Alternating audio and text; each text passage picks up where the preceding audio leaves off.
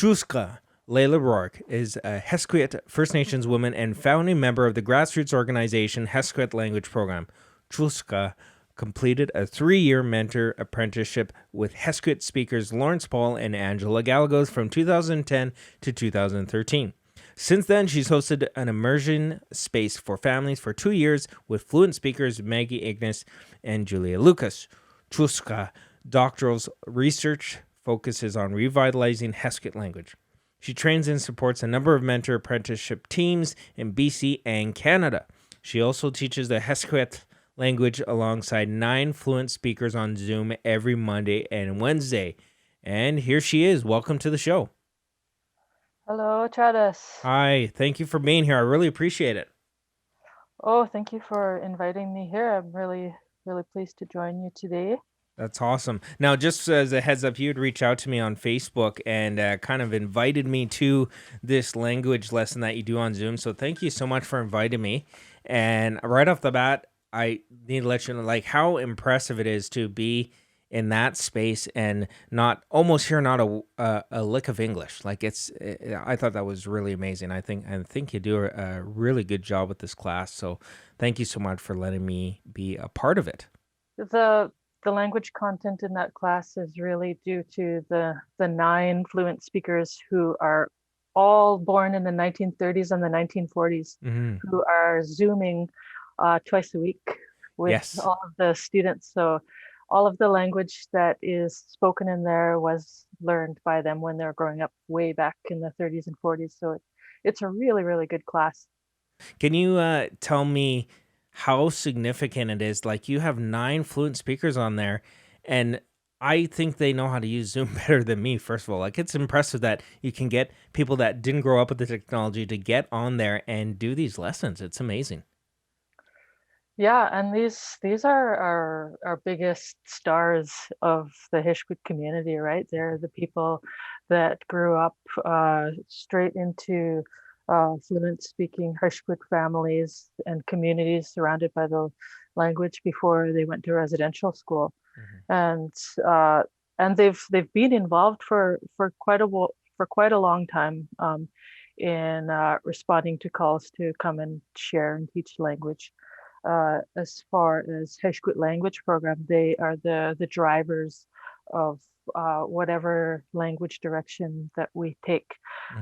It's always driven by, is this something that the fluent speakers can lead because they're the ones that have all the knowledge that we want to learn. And Zoom is just like this this sort of Zoom is a tool that we didn't think was going to be very great because we have such a great time as a community coming together and doing language work and learning together. Lots of laughter, lots of high points. Uh, of course, with any class, there's some lulls in like some material that we kind of have to know as a background to be able to speak. But there's so much joy that comes from everybody coming together to be around those speakers who are just, they're amazing, right? We want to be like Chuupa, we want to be like Chisma, we want to be like Dolores, Philip, JC. We want to be able to pray like JC and sing the chants that he does. We want to speak like Fran. We want to be like Pat, who's 90 years old, born in 1930, who just has this booming, great singing voice and just is always in a great mood. That's And like, awesome.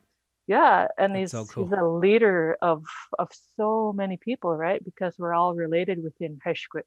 We want to be like Maggie, who is just so lovable all the time, and Cecilia, who has always got a lot of energy to make everybody laugh. And we there we just a lot of people are responding to wanting to be close to them and wanting to speak like them.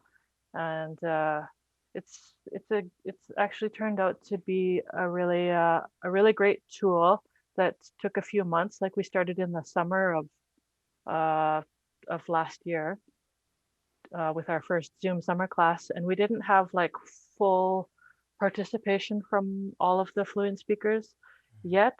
Yeah. because, a couple of them didn't want to have internet in their house, right? Mm-hmm. So, but by the time the end of summer rolled around and all of the students are there online, the fluent speakers were like, yeah, I'll just get some internet and then, yeah, They cave to the technology. Yeah. because there was no sign of COVID ending. Yeah. So we're having a good time. We're really getting used to being together on Zoom, and you're right, those fluent speakers are pretty good at it. That's awesome. Now, a quick little lesson, if you don't mind. I just want to know how to pronounce a couple things. One is you do have your indigenous name, which is if you can teach me how to pronounce it properly, like to the T. All right. So Uxas Chuutsqa, Chuutsqa. Ka. Ka. Yeah. So Chuutsqa. so for the sound ka, Yeah. it comes from the back. So it's kind of like picture yourself being a raven and going ka ka ka ka ka ka with your mouth open. Ka ka ka. Chuutsqa. Ka. Yeah. Chuutsqa. And what does that mean? Yeah, that's right. Chuutsqa is from my great great grandmother. Her full name was Chuutsqa L. Okay. So sometimes people have trouble hearing that Q sound, ka, Mhm. and they say, "Oh, can I call you an easier nickname?" And I say, "Chuutsqa is a nickname for Chuutsqa Islamawaka." Well, that's all. And the actual meaning of that means what? You know, I can't say for certain Mm-hmm. what it does mean. What I do know is that there's some old dictionaries that were done with Angela and Larry, and even back in the early 1900s when that old dictionary was written, Okay. there were entries that said the meaning of this name has been lost, Oh, and really? we think that's because of the smallpox epidemic, Oh, okay. and since then, of course, there's been over 100 years of residential schools. Yeah, So. so it's bound to lose a couple things along the way. Another one is I was saying Hesquiaht, which would be the settlers' way of saying it. And how do we pronounce that properly? Oh, okay. So the sound that is in there that is not an English sound is the H sound. It has the way we write it is with a dot under the lowercase h, Okay. and it's kind of like picture you have a pair of eyeglasses, Okay. and you want to blow your warmest breath Yeah. onto it real quick, like Okay. yeah, Okay. yeah. So if you actually put your hand in front of your mouth, you could feel that air. Yeah. So Okay. it goes hush, hush, Hush. hush, Hush. Hish-kwee-ut. Hesquiaht. Yeah, that's pretty close. So you have that H, Yeah. that breathy H at the beginning Yeah. and the end. Okay. And that's actually one of the harder sounds for students to acquire Okay. when learning language. And there's quite a lot of non-English sounds that we have, but the Mm-hmm. back H, one of the harder ones. Okay. Hesquiaht. Close. Yeah, Ish. pretty good. Thanks. Don't flatter me. I know it's not that great. The last one I want to learn is the new channels. How to really capture that one. Yeah. Nu, you got Yeah. nu. Nu. Cha, Cha. nush. Nush. Oh yeah, you already have that ending sound, That the is- sla, Okay. sla, which is like it's a non-English sound, right? Mhm. But you must have it because you've been in Homalco class, right? Mm-hmm. Back So- in the day. So if we were to describe it to somebody who doesn't have that sound in their language, we would say it's kind of like the la sound Mhm. in English, the la. La. And you notice when you say la, la, la, where the tip of your tongue touches the top of your mouth. Mm-hmm. So you just put the tip of your tongue up there, touching, and then blow out the sides. Yeah, you already got it though, Chada. Yeah. Thank you. Nucha, nush. Nu chanush. Okay. Yeah, you got it. Okay, cool. Awesome. Well, thank you for doing that. I might not be able to pronounce it perfectly because my memory is not that great, but in the moment, I feel good about that. So thank you so much. I really appreciate that. Okay, so can you give me an idea of how often these language classes happen and what is the class structure? You know, how many people normally attend? Kind of maybe take me through because I didn't stay for the full class, unfortunately. So maybe give me an idea of the structure and how many people go to this class online right now. Yeah, usually we have we wait till about 4 minutes after the hour when we start on Monday night. We always log in at 6, and at 4 minutes after, one of our fluent speakers will do an opening prayer. Hmm. And the opening prayer is a spiritual prayer and not a religious one. So, Okay. and it always starts and ends with the word Wakoshutla. Okay. And that's one of our most important kind of expressions of connection to everything and to each other. Hmm. So they start with this with a prayer in our language, and then usually somebody will go into some sort of news, talk about some of the news in the language or in English, and then we get into what we're going to learn for the night. We're online every Monday and Wednesday night with the same learners, Hmm. and it's quite a big group. When we started off in September, there was sometimes 70 of us online together there. Wow. Since then, it's always between somewhere between like 35 and 50 people online Still amazing. regularly, and then we have some of those people also take class through the college on Tuesday nights as well. So they're in class for quite a few hours on Zoom, just doing Hesquiaht language practice. That's impressive. So you clearly have a huge passion for teaching and learning Indigenous language. So what was your original motivation to go in this kind of line of work and this passion? What was the defining moment earlier in your life that realized this is what I'm going to do? Well, we all do have a really great passion for our language and our culture as Hesquiaht people. And I'm definitely not unique in carrying that because I get that from my community as a whole. Like when we look around at other Heshkuts and we know that it's okay, that it's right, that we know that our language is really powerful and special and meaningful to all of us. We all know that. It's been a few decades since fluent speakers were born, Hmm. and so those in the 1930s, 1940s is when our last fluent speakers were born. And then after that, they all went to residential school. And then after that, we have a group of semi-fluent adults that were born in the 40s, 50s, and 60s. Hmm. So we don't have anybody born after the 60s that was able to speak the language with any kind of facility, hey, Hmm. even though we learned it in school uh, at Hot Springs Cove where Hish-kwee has its school. Hmm. So we just it wasn't something that I grew up thinking that I could do or be. I didn't think that. I never had the thought, oh, I'm going to speak my language. I knew that from everybody talking about it that it's really important and central to who we are. Uh, but I never actually had it as a goal to become a speaker until um, my other half, Rob, and and me, we decided that we were gonna go back home because we had moved up to Haida Gwaii where he's from. Hmm. So we went back home and asked Lawrence if he would be my teacher, Hmm. and then he approached Charles, another Elder Charles Lucas, who has since passed, if he would teach him. Uh, so we really focused on trying to learn and didn't know if we could really become speakers.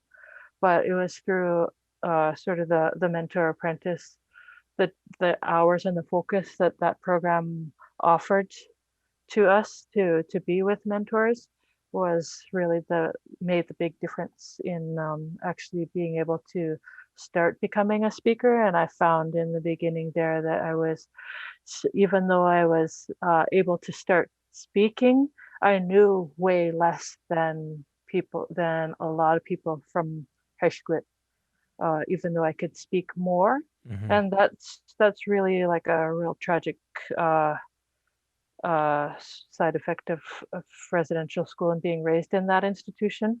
And I went to school at Hot Springs 1 year after that residential school closed down. Wow. So they were still holding some of our Hish-kwee children there up until the mid 80s. And it's quite a testament to the power of that institution that they almost snuffed out our language. Yeah. But with the number of people that are learning now, there's so much evidence there that the language is coming back into people's everyday speech. And that's the thing that what residential schools done, among other things, that there's that obvious immediate threat to indigenous languages and groups across Canada, that are struggling to keep the traditional language alive. So what are the challenges that these communities are facing in order to maintain and revitalize the traditional language? Because you've obviously done a great job with your community to do the best you can in these situations. So what are the reasons why maybe others aren't at the point where you guys are right now?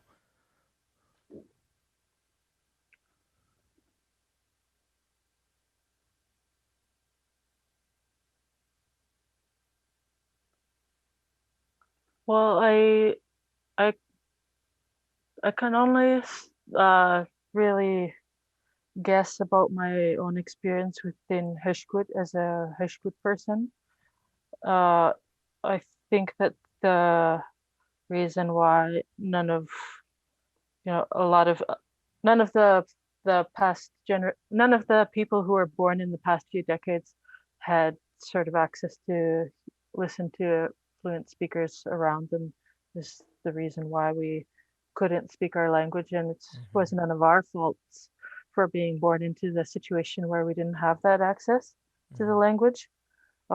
And it's it's sort of like I really see our I've always liked to see my own language journey as like myself being like this flea who's really annoying and kind of real very persistent and hungry Yeah, to speak the language, sort of really bothering this dog.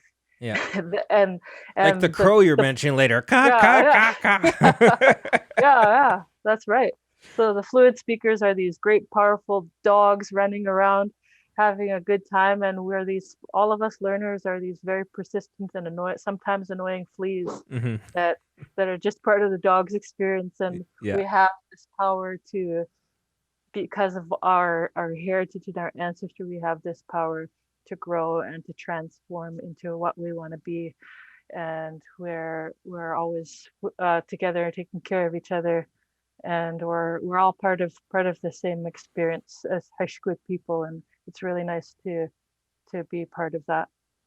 And when you work together, that's when you really get some of the big accomplishment. That's when you work together and you really get some of the bigger accomplishments done, especially when it comes to language programs. So what are some of those defining moments or biggest moments that you guys have achieved so far, that really stand out to you?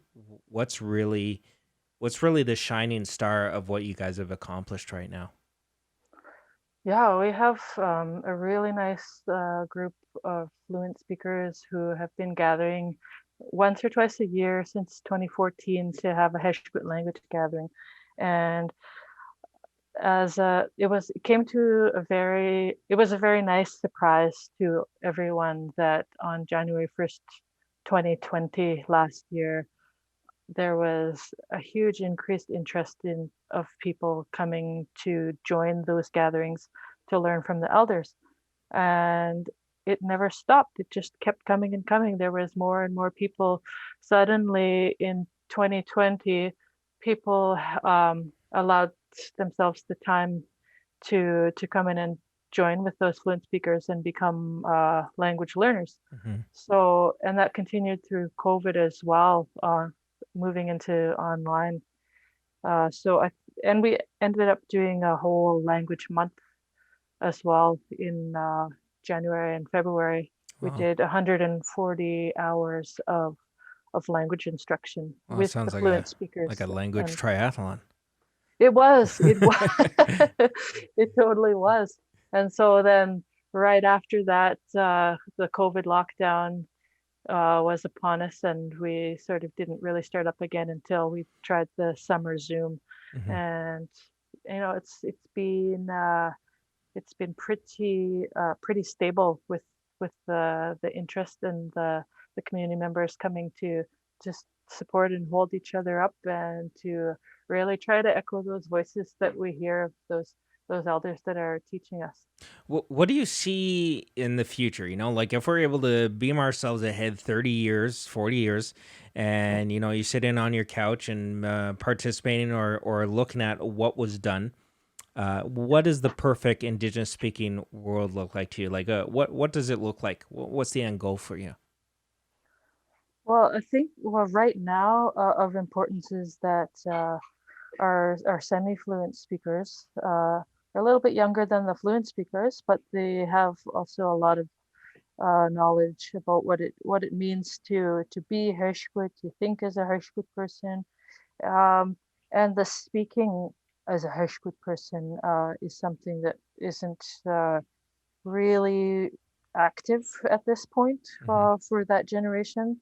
So, often they're referred to as like a silent speaker or a silent understander, fluent in understanding, but Hmm. can't actually voice the language Hmm. like they hear it.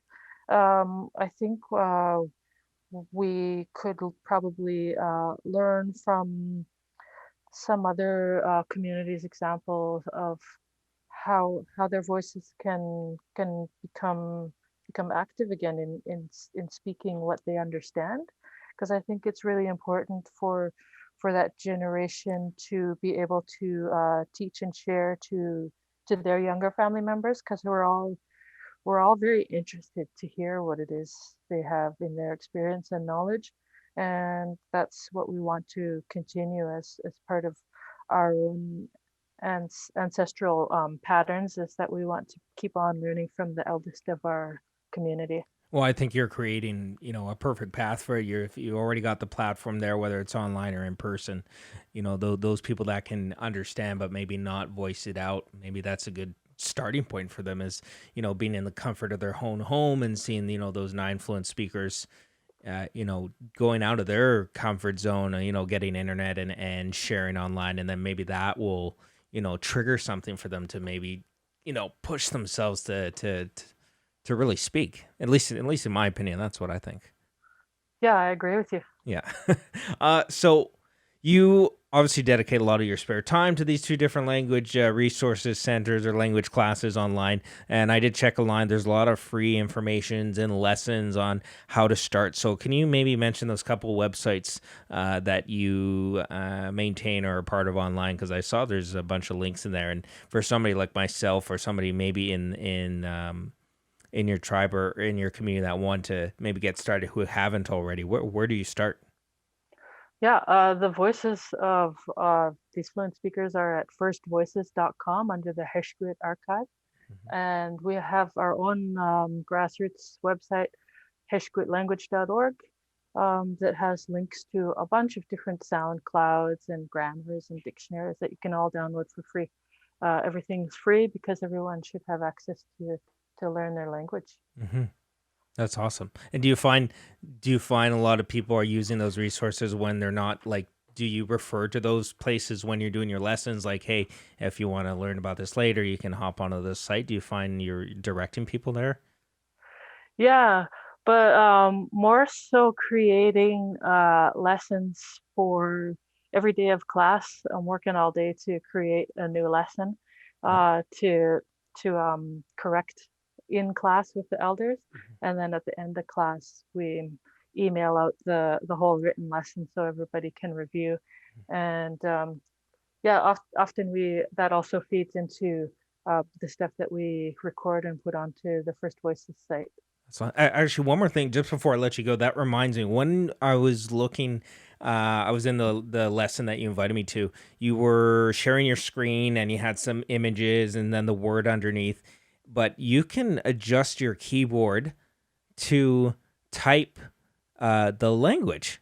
That would blew my mind because it's not everybody can just go on their Mac and click. I'm like, I'm gonna type like this now. How did that happen? Yeah, you just go into there's a website called languagegeek.com, Okay.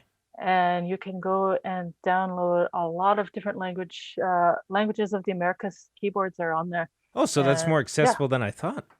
yeah, yep. That's impressive. That was super cool, honestly. I thought you had like a superhero computer or something.